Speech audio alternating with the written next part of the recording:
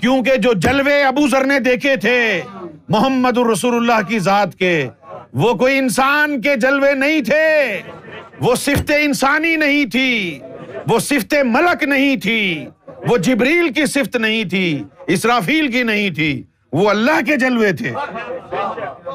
لہذا کہنا پڑا قل انما بشر مثلکم، بس میرے اوپر وہی آتی ہے، یہی فرق ہے تم میں اور مجھ میں۔ اللہ اکبر۔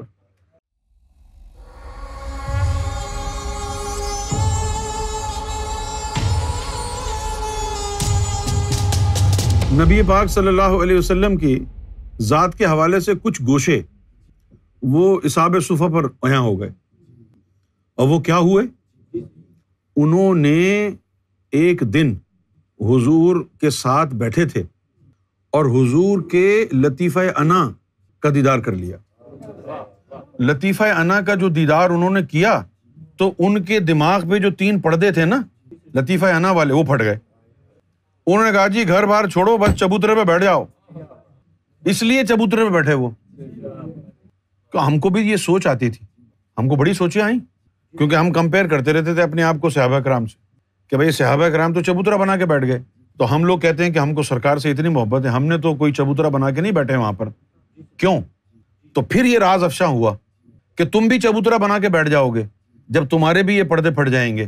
حضور پاک صلی اللہ علیہ وسلم کے دور میں انہی صحابہ کرام کے لطیفہ انا کے پردے پھٹے تھے نا، وہی اصحاب صفہ بنے تھے، باقی اور تو کوئی نہیں بنا تھا، سب اپنے گھروں کو پہ جاتے تھے، وہاں سے مسجد پہ آتے تھے نماز پڑھنے۔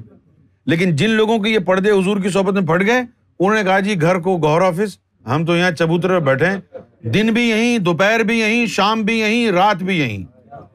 اور پھر اتنا حضور سے عشق ان کو ہو گیا کہ اللہ تعالیٰ نے نوٹس لیا اس بات کا، اللہ تعالیٰ ان کا حمایتی بن گیا۔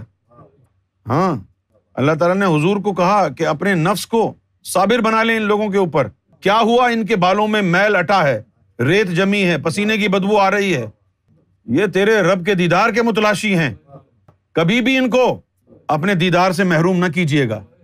تو ان لوگوں پر یہ سب کچھ کیوں ہوا؟ یہ عمر بن خطاب پر کیوں نہیں ہوا؟ یہ ابو بکر صدیق پر کیوں نہیں ہوا؟ یہ ان پر کیوں ہوا؟ مرضی ہے رب کی۔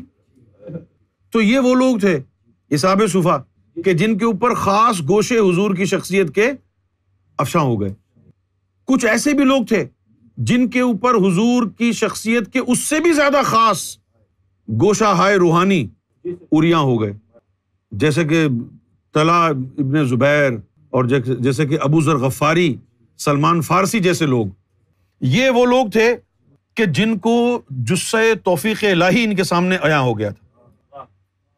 بس جب جثہ توفیق الہی ان کے سامنے عیاں ہو گیا اور جثہ توفیق الہی سے ان کو فیض ہو گیا، اب ذرا باریک بات ہے، اب ایمان سنبھال کے سننا، اب جب ان کو جثہ توفیق الہی سے فیض ہو گیا نا، تو جثہ توفیق الہی نبی نہیں ہے، اس لیے پھر انہوں نے نمازیں چھوڑ دی کہ عشق ہی کافی ہے ہمارے لیے، کیونکہ یہ نمازیں نہیں پڑھتے تھے۔ ابو ذر غفاری، انہوں نے کہا تھا میں نے حضور سے سنا ہے کہ جس نے سجدہ کر لیا وہ بس رب سے بات چیت کرتا ہے۔ بولو قیام میں کہاں رب سے بات چیت ہوتی ہے؟ لہذا سجدہ ہے نماز کی روح، تو بس یہ آتے تھے سجدہ کر کے ختم، نہ رکوع میں نہ کسی اور قیام میں، بولو باقی تو وقت ضائع کرنا ہے۔ تو ان کے اوپر حضور صلی اللہ علیہ وسلم کی ذات کے جو ہے خاص جو گوشے تھے وہ انہیں۔ اب جب یہ چیزیں ہو گئیں تو اب کیا ہوا؟ اب لوگ کہنے لگے کہ دیکھو یار یہ 100-150 آدمیوں کو پاگل بنا دیا انہوں نے، نہ گھر بار کا ان کو خیال ہے، نہ ادھر جاتے ہیں نہ ادھر جاتے ہیں، یہیں پڑے رہتے ہیں، کون ہے یار یہ کیا ہو رہا ہے یہاں پر؟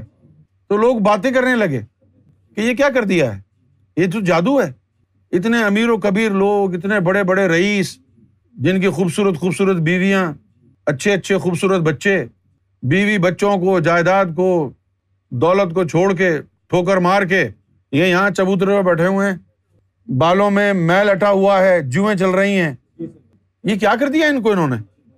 پھر دوسرا، وہ جو لوگ تھے جن کے اوپر اور زیادہ خاص حضور کی ذات کے گوشہ ہائے مبارک عریاں ہوئے تھے، وہ کہنے لگ گئے کہ محمد رسول اللہ جو ہے نا انسان نہیں ہے، محمد رسول اللہ تو اللہ ہی ہیں، کون سی انسانی چیز ہے ان کے اندر؟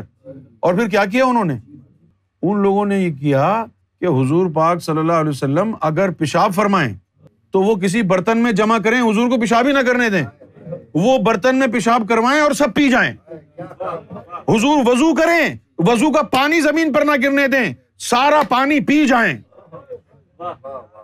حضور کا لعاب دہن، اگر کوئی بیماری ہو گئی، کوئی زخم لگ گیا، نہ جائیں کسی حکیم کے پاس، حضور کے پاس جائیں، حضور اپنا تھوڑا سا لعاب دہن لگائیں، خلاص ساری بیماریاں دور۔ اب جب یہ کام ہو گیا، انہوں نے حقیقت دیکھ لی۔ اچھا، انہوں نے حقیقت دیکھ لی، انہوں نے مان لیا، لیکن سب کا ایمان تو ایسا نہیں تھا جنہوں نے حقیقت نہیں دیکھی تھی صحابہ میں۔ تو یہ ان کو کہتے تھے بھائی یہ تم کیا کر رہے ہو؟ تو وہ اکثریت کے رائے کو، اسلام کو قائم رکھنے کے لیے پھر اللہ نے یہ کہا قل، کہہ دو، کہنے میں کیا حرج ہے، انما بشر مثلکم، کیونکہ جو جلوے ابو ذر نے دیکھے تھے محمد الرسول اللہ کی ذات کے، وہ کوئی انسان کے جلوے نہیں تھے، وہ صفت انسانی نہیں تھی، وہ صفت ملک نہیں تھی، وہ جبریل کی صفت نہیں تھی، اسرافیل کی نہیں تھی، وہ اللہ کے جلوے تھے۔ لہذا کہنا پڑا قل انما بشر مثلکم، بس میرے اوپر وہی آتی ہے، یہی فرق ہے تم میں اور مجھ میں۔ اللہ اکبر۔ ان لوگوں کا ایمان بچانے کے لیے ایسی آیتیں بھی نازل کرنی پڑی اس کو۔ اسی لیے ان کو کہا جاتا ہے آیات متشبہات، کہ ان میں شبیہات ہیں، تشبیہ دی گئی ہے۔ تشبیہ کا کیا مطلب ہے انگریزی میں؟ میٹافور۔ بات ساری ہے سمجھنے کی، اور سمجھ میں کیسے آئے گا؟ ہاں، یہ سمجھ میں علم سے نہیں آتا، شعور سے آتا ہے جو رب دیتا ہے۔ ایک آدمی مجھے کہنے لگا انجمن سرفروش اسلام کا کہ بھئی سرکار نے تو کبھی نہیں، سرکار کا فرمان دکھایا، سرکار فرمانے کہ میں نے کبھی نہیں کہا کہ میں امام مہدی ہوں۔ میں نے کہا حق ہے۔ کہتا پھر تو تم کیوں کہہ رہے ہو؟ میں نے بولا بھائی میں کہہ رہا ہوں نا، سرکار نہیں کہہ رہے۔ سرکار کیا کہہ رہے ہیں؟ میں نے کبھی نہیں کہا کہ میں امام مہدی ہوں۔ اس کا مطلب یہ نہیں ہے کہ ہیں نہیں، کہہ رہے ہیں کہ میں نے کہا نہیں ہے۔ میں نے کبھی نہیں کہا کہ میں امام مہدی ہوں۔ اس کا مطلب یہ نہیں ہے کہ امام مہدی نہیں ہے، اس کا مطلب ہے کہ ہوں تو صحیح، کہا نہیں، ہوں تو صحیح لیکن کبھی کہا نہیں۔ بھائی ہیں، انہوں نے نہیں کہا تو ہم کہہ دیتے ہیں۔ میں نے کبھی نہیں کہا کہ میں امام مہدی ہوں، اس کا مطلب یہ تو نہیں ہے کہ بھائی نہیں ہے، وہ تو کہنے کی بات کہہ رہے ہیں کہ میں نے کہا نہیں کبھی۔ میں نے کبھی آپ کو کہا ہے کہ میں یونس ہوں؟ آپ جانتے ہیں نا میں یونس ہوں، بھائی آپ جانتے ہیں نا، میں آپ کو بول رہا ہوں میں یونس ہوں، تو آپ کیا کہیں گے؟ جی ہم جانتے ہیں، ہے نا؟ تو سرکار بھی یہ کہہ رہے ہیں کہ میں نے کبھی کہا نہیں کہ میں امام مہدی ہوں۔ اور ایک دفعہ مانچسٹر میں خطاب کرتے ہوئے چند لوگوں سے امام مہدی کے بارے میں بتا رہے ہیں، اور اس میں بیچ میں پتہ کیا فرمایا کہ میں امام مہدی۔ اچھا، اب یہ تو ہے نا بات عوامی سطح پر، تو ہم نے، ہمارا تو سرکار سے نجی تعلق بھی رہا، ہم کو تو کہانی پتہ ہے نا۔ تو ایک تو ہوتا ہے نا پبلک اسٹیٹمنٹ، اور ایک ہوتی ہے اندر کی کہانی۔ تو اندر کی کہانی جو نجی تعلقات کی بنیاد پر ہماری گفت و شنید ہوتی رہی، سرکار سے گفتگو ہوتی رہی، تو سرکار نے وہاں پر ہم کو تو کہا ہے، سرکار نے ہم کو تو کہا ہے کہ ہم کو تو لال باغ میں پتا تھا کہ ہم امام مہدی ہیں۔ سرکار نے فرمایا کہ لال باغ میں ہم کو پتا تھا۔ میں نے سرکار سے پوچھا کہ سرکار امام مہدی کا اعلان کب ہوگا؟ فرمایا وہ تو لال باغ میں ہو گیا تھا۔ لال باغ میں ہو گیا تھا؟ ارے واہ، سرکار آپ کو تب سے پتا ہے؟ ہاں تب سے۔ میں نے کہا تو سرکار آپ نے بتایا کیوں نہیں؟ سرکار نے فرمایا اللہ نے کہا تھا کہ جب آپ کو مناسب لگے ظاہر کر دینا، جب آپ کو مناسب لگے۔